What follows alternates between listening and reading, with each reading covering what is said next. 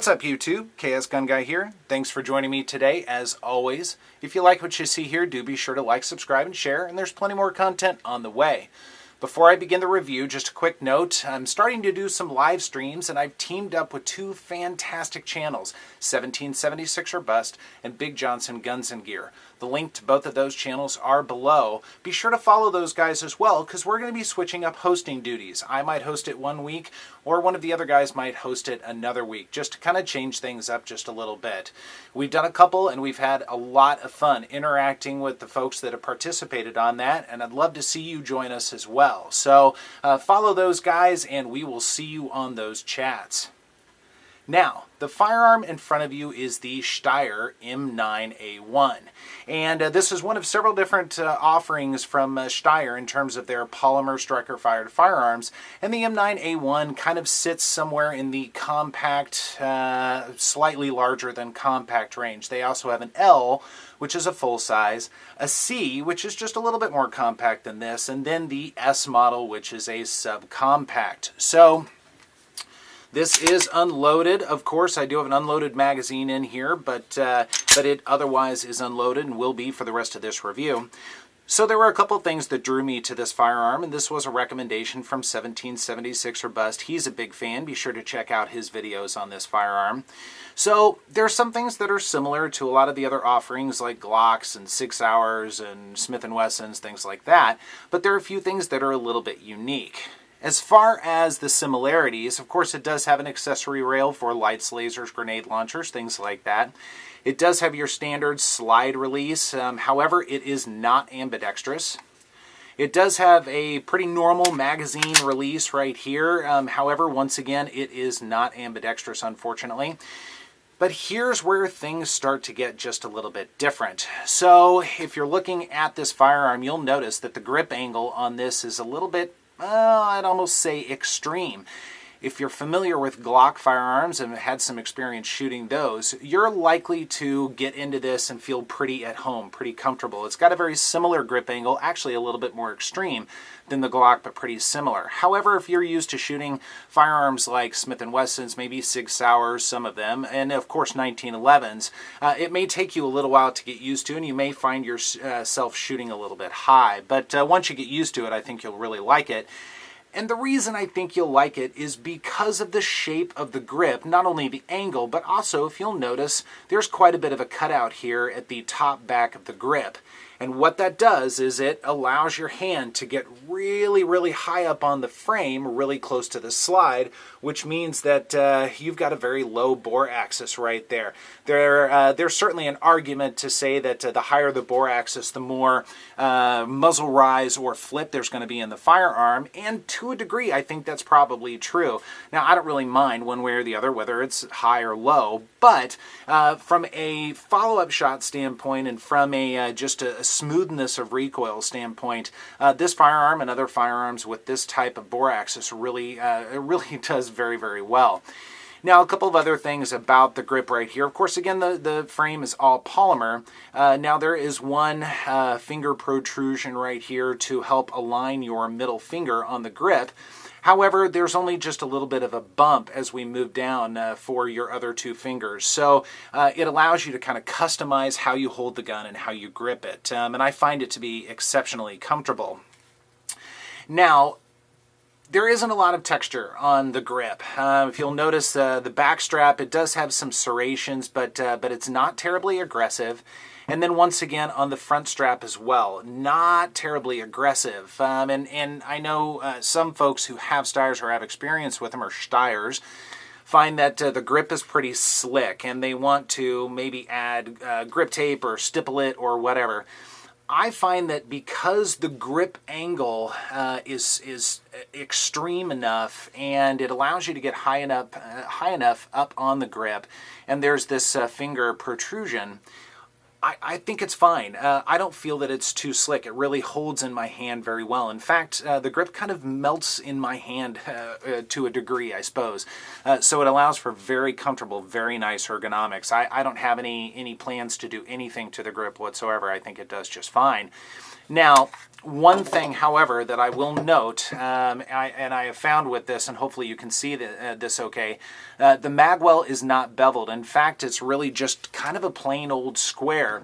So when you're reloading the magazines actually don't go in quite as easily or smooth as I would prefer. So that would be one knock I would have on this firearm. But once you get used to reloading, it's not really too much of a big deal. But that's one thing that I would be on the lookout for sure.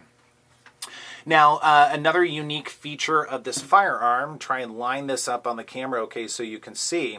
Hopefully you'll notice that that these sights are pretty unusual. This is actually a trapezoidal type of sight setup or sight system. And so on the front, hopefully you can see that all right. You've got a triangle right there, and then on the back you've got basically kind of a half triangle, and so you're going to line up that dot in the middle of the half triangle on the back sight right there.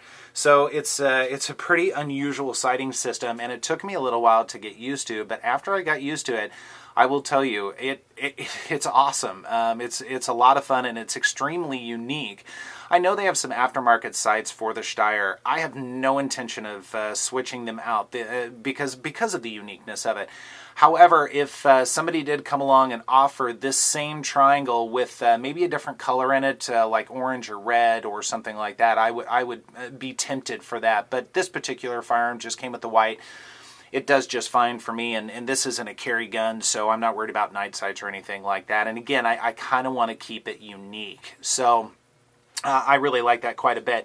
Now, as far as the slide go, it does have pretty nice serrations on the back. However, since the slide is pretty minimalistic, almost like a CZ, not quite that minimalistic, but similar anyways, there isn't necessarily a lot to grab onto, so overhanded manipulations might be the way to go for this. But again, just overall, I think the grip and the sight picture and the bore axis really make for a really fun gun to shoot at the range. Now, another thing that's very attractive about this firearm is the trigger. I will tell you that spoiler alert, this is probably one of the best triggers I have ever pulled, at least from a break standpoint. So let's take a look a little bit at this trigger.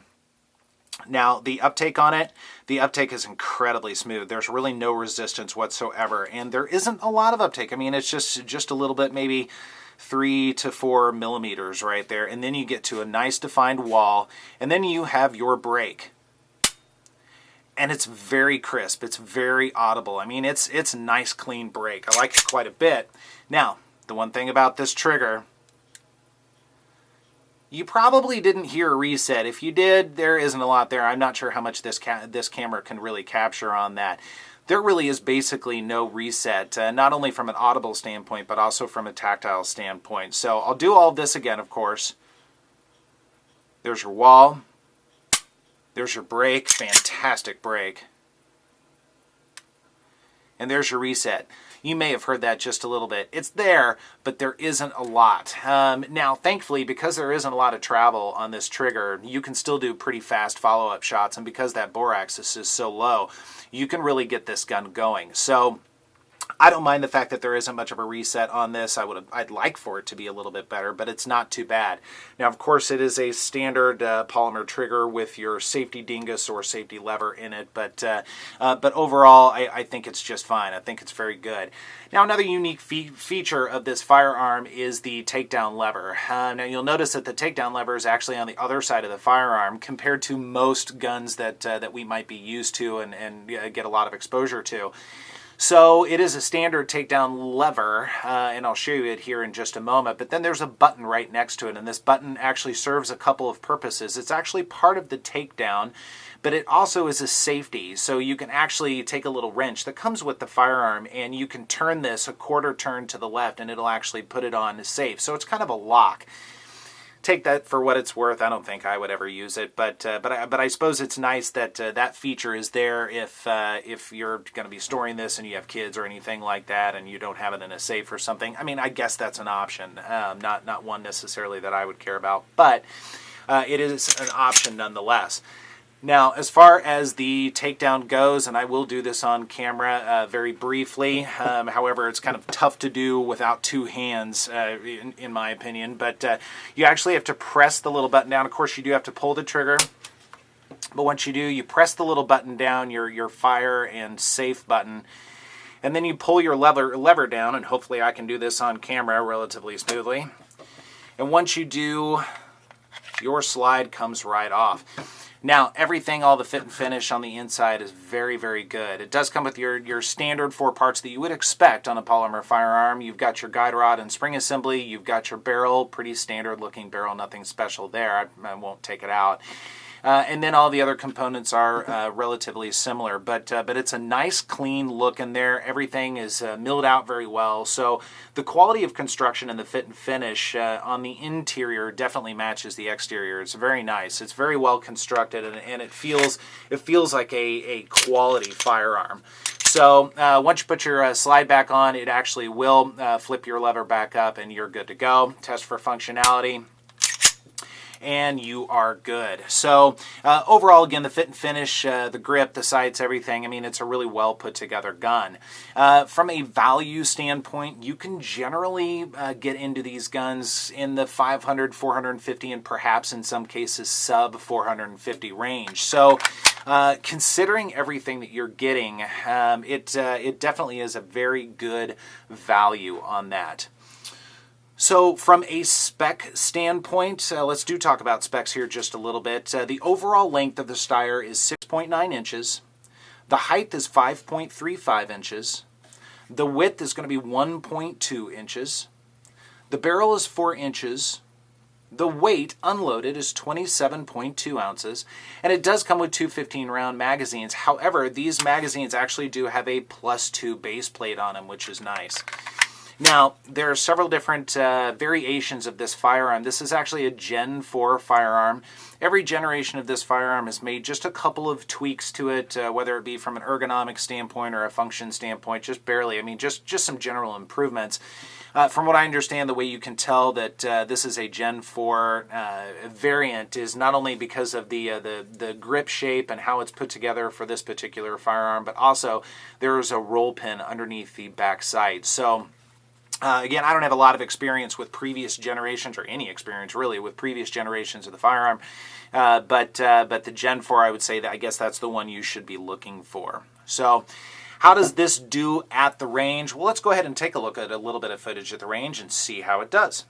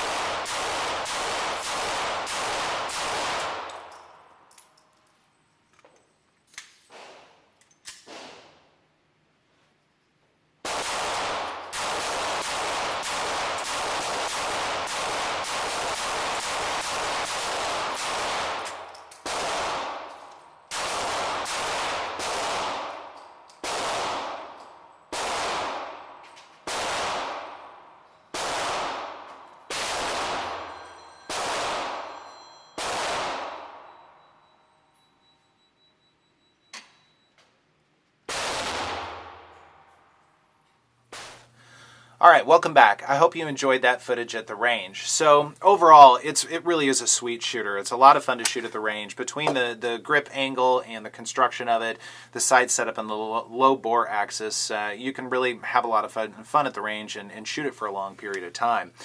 So let's go ahead real quickly and test this trigger out. I bragged about this little trigger. Let's see how it stacks up. All right, 3 pounds, 9.7 ounces. We'll do this several times, not too many, however. There we go. All right, 3 pounds, 11.2 ounces. We'll do this one more time.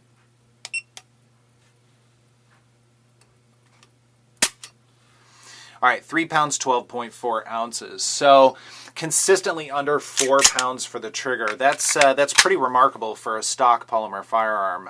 It's like I said, it's very smooth. It's very easy to shoot. So certainly a lot of bang for your buck, no pun intended. So I'd love to hear what you think about the Steyr, if you've got any experience with it, or if you've got some questions based on my experience with this firearm. Looking forward to hearing from you on that. Otherwise, thanks once again for joining me. Really appreciate that. Don't forget about those live streams. We're excited to see you guys out there. Otherwise, be sure to like, subscribe, and share, and I will see you next time. Thanks.